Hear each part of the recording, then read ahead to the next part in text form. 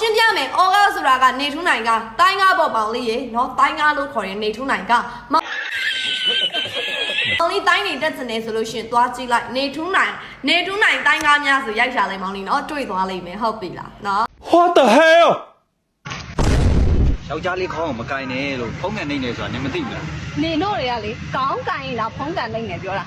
ဟိုကြားဆိုစွတ်တော့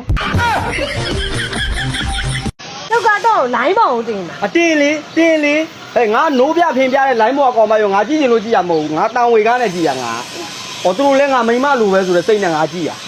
ငါနောက်ဘူးချင်လို့ကြည့်ရမဟုတ်ဘူးသဘောပေါက်လား ဟဲ့ဒီမှာ ပါလေ နင်ဘယ်ပြန်လာလဲ ငါလားနှလုံးထီဆိုင်ကပြန်လာတာ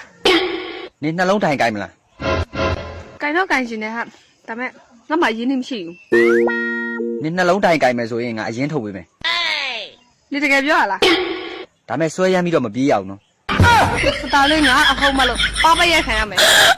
ငါဘာလုံးလို့ရင်ကောင်းမလဲဆိုပြီးတော့ဘာမှမလုပ်ပဲစဉ်းစားလာတာ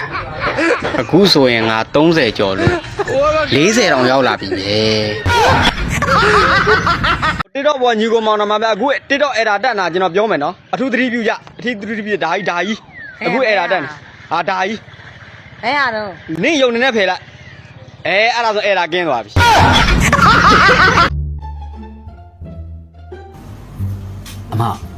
အမကိုကျွန်တော်မေးစရာလေးတစ်ခုရှိတယ် ။ဘာမင်းမလို့လဲမင်း